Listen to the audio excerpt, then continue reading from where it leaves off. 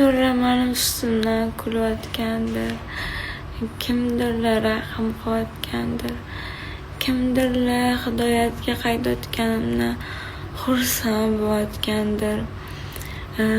Man ochiq-sochiq kiyinib yurganim bilan har doim qalbimda Alloh bo'lganda, har doim qalbimda Alloh bo'lgan.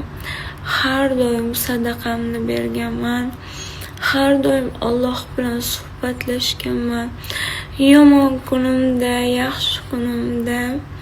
Chunki men ota-onam menga qaramaganda, men o'zimni tirik etimdek his qilganman. Har doim sevinchim, sen yolg'izsan. Senga Allohdan boshqa hech kim yordam bera olmaydi. Kambag'alligimda ham boshqa va har bir sizlar o'ylaganchalik ochiq-sochiq yurgan qizlar ichida iymoni yo'q bo'ladi deb o'ylaysizlarmi?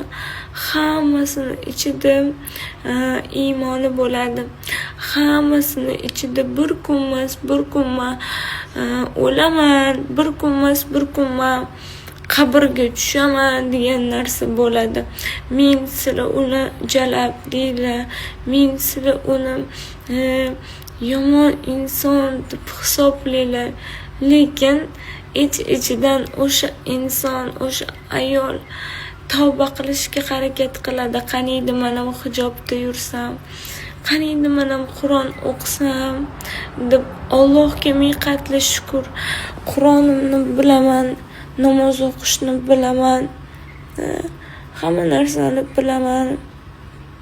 Vaqtida vaqtida Qur'on o'qib, vaqtida 5 mahal namoz o'qigan paytlarim, qizim bilan och qolgan paytlarim, o'gay dada, o'gay ona ko'rgan vaqtlarim, har doim nima desam bo'ladi, yomon insonlar bilan emas, yaxshi insonlar bilan yurishga harakat qilganman. Qiynalgan insonlarga yordam berishga harakat qilganman. Har qanaqasiga ko'ynimni toza qilganman. Hech qachon ko'ynimni kir qilishga harakat qilmaganman. Allohga bir yoqadigan tomonim borki, Alloh ko'p sinov beradi. O'sha sinovlarni menga dars qilib beradi va yaxshilikka hammasi. Mana ko'rasizlar, даже meni ota-onam kelib yonimda 24 soat tepamda turib, bolam demaydi. Shuning uchun har doim aytaman, yo Robbim deyman, men yetimman deyman. Chunki onam men yonimga kelolmaydi, yig'laydi, duo qiladi. Onam men yonimga kelolmaydi. Dadam, bilmadim, dadam menga mehri yo'qmi bilmayman. Shunchalik o'zimni yolg'iz his qilganman. Shunchalik o'zimni yolg'iz. Hammani ota-onasi bor. Sizlar o'ylaganchalik blogerlarning hayoti juda ham yaxshi emas. Men 3 ta o'gay ota ko'rdim. 3 ta o'gay ona ko'rdim. Hech qaysi meni chiqishtirmadi. Men ko'chalarda kichkinaligimda, 13 yoshligimda bolalar uyiga borib yotib olmoqchi bo'lganman-da.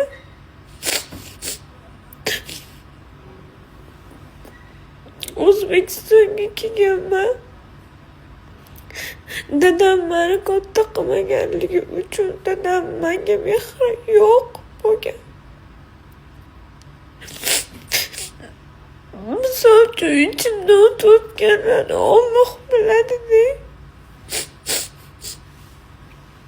Hamma hammasini aytgim keladi. Hammasini, dardlarimni hammasini aytgim keladi. Lekin Robbimga shukr deyman. Robbim rizqimni berdi. Robbim ustuvor yo'l ko'rsatdi. Allohim rizqimni barakasini berdi, farzand berdi menga. Yaxshi ona bo'lishim uchun Turkiyada qiynalib farzandimni tuqqanman. Hech kim yonimda bo'lmagan. Begona deb qarashmagan Turkiyadagi doktorlar ham farzandimni tuqqanimda 2-3 kundan beri ko'z yosh kelmayotdi. Bu dunyoda men Allohdan boshqa hech qanaqa sevadigan insonim yo'q. 2 kundan beri ben hissediyotimman. Dadam, bilim kelgani yo'q. İnsonga qanchalik og'ir sizlar o'ylaysizlar, bu qiz dardi yo'q. Bu qiz man uyda kasal bo'lib yotgan paytlarim, gripp bo'lib yotgan paytlarim, hech kim yaxshimisan yonimga kelmagan. Pulim borki medsestrani chaqirib eshigim ochiq turibdi, hushimdan ketib qolgan bo'lsam qarang. Gap ota-onam bo'lishida emas, gap ota-onam bo'lishida yoki ota-onam tirik bo'lishida emas. Gap ota-onam bor. Seni yaxshi ko'rib, sen yoningda turishida men yomon farzand bo'lmadim. Men yaxshi farzand bo'ldim. Turkiyadan kelgan vaqtimda men Qur'onni o'qib, eskichalar o'qib, ro'molda kelganman 7-sinfimda. Meni oilam shunaqa darajalarga tiqdi meni. Shunaqa namoz o'qima deb shunaqa qilib meni depressiyaga, meni qattiq depressiyaga, meni oila a'zoyim tiqqan. Men buni hozir ham ayta olmayman. Qattiq depressiyaga meni oila a'zolarim tiqqan. Men uydan chiqib ketganimga 16 yoshimda chiqib ketganman. Erga tegib ketganman. Erim qiynagan, urgan. Ota-onasi buni защита qilmaydi deb meni qiynagan. Qoshlarimni britvadan olib, sochlarimni kesib tashlagan. Hammasini gapiraman. Hammasini.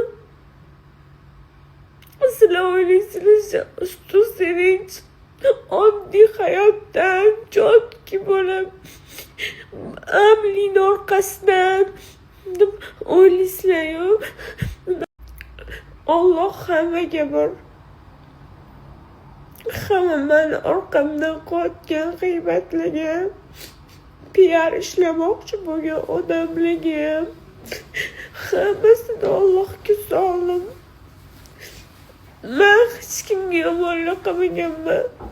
Hammaga ihson qildim. Odamlar yaxshi bo'lsin dedim. Odamlar xursand bo'lsin dedim.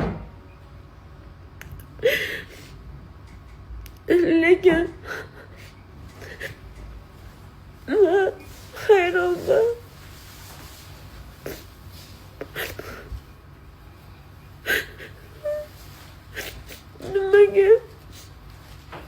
Nimaga hayot unaqa? Ba'zida o'zimni o'ldirgilarim kelib ketardi. kichkina edim. 16 yosh edim. Uzun bo'lgim kelardi. Lekin men ketetaman. 7-sinfimdan beri namoz o'qiganim uchun, Alloh taniganim uchun odam o'zini o'zi o'ldirish bu jahannamga ketadi deydi-da. Alloh joningni olmaguncha o'zing joningni olishing mumkin emas. Lekin jonimdan o'tib ketardi. Ko'chalarda qolib ketardim. Qiynalardim uni uyida, buni uyida. Onam yo'q, otam yo'q. Hech kim meni uyda olib qolgisi kelmas edi. Pulim bo'lsa hammaga yaxshisi. Pulim bo'lsa hamma yog'i zo'r bo'ladi deb pul yig'dim. Faqat kurashdim. Har taraflama kurashdim. Lekin mana pullarimga yordam berolmayapti. 2 kundan beri, bugun 3-chi kun bagishdaman. Na bir dadam keldi, na bir onam, hech kimim. İnsanlar onasi, otasi bag'rida turadi. Men Allohdan boshqa hech kimim yo'q. İnson gunoh ishlashni o'zi xohlab qilmaydi. Bordurmish shunaqa insonlar. Lekin qalbida iymoni bor inson o'zi xohlab turib bir gunoh ishlayman demaydi. Men har doim farzandim uchun o'zim yaxshi yurishim uchun qilganman. Allohimga nima deb aytardim har doim bilasizlar. Ey Allohim derdim. Onama, otama men bilan ishi yo'q. Ularga men keragim ham yo'q. Faqat Robbim senga kerakman derdim-da. Haqiqatan ularga bir tiyinlik meni qizig'im yo'q. Chunki menga mehr qo'yishmagan. Deyishadi, lekin menga mehr qo'yishmagan. Bittasi xotinim deb ketgan, bittasi erim deb ketgan. Farzandi uchun bir harakat yo'q-da. Achinib o'zim xurligim kelib ketyapti. Bu dunyoda faqat sen Alloh tushunadi. Allohdan boshqasi seni hech kim tushunmaydi. Даже meditsina nima bo'layotganini tushunmaydi. Men nima bo'laman bilasizlarmi? Men infeksiya bo'lgan meni badanimda. Men dori ichganman. Infeksiyaga qarshi dori ichganman. U qo'zg'atib yuborganmi nima? Infeksiya qonimda aylanib yurgan. O'sha infeksiyani Bakuda va qaramagan. Ozarbayjonda va qaramagan. Dashi mendan qo'l qo'ydirib yuboryapti-da, qo'l qo'ydirib yuboryapti. Işte o'lib qolsam, ularga hech nima bo'lmasligi uchun shunchalik insonlar siqirt bo'lib ketganmi deyman. Shunchalik nima inson qadri yo'qmi deyman. Hozirgi ahvolim, qonimni tozalashyapti, infeksiyalar chiqib ketyapti. Miyam o'ziga kelyapti, sekin. Bir nimalar bo'lib ketyapti. Allohim o'zi yordam bersin deyman. Böyle boshqa hech nima.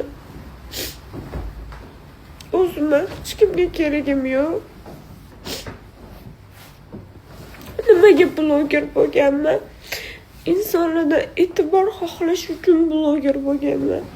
İnsanlar menga e'tibor bersin. Men ota-onamdan mehr ko'rmadim.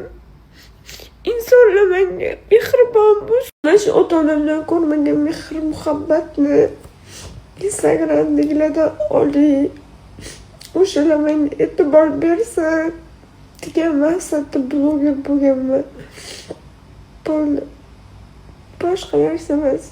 Faqat e'tibor talabligimning sababi shunday.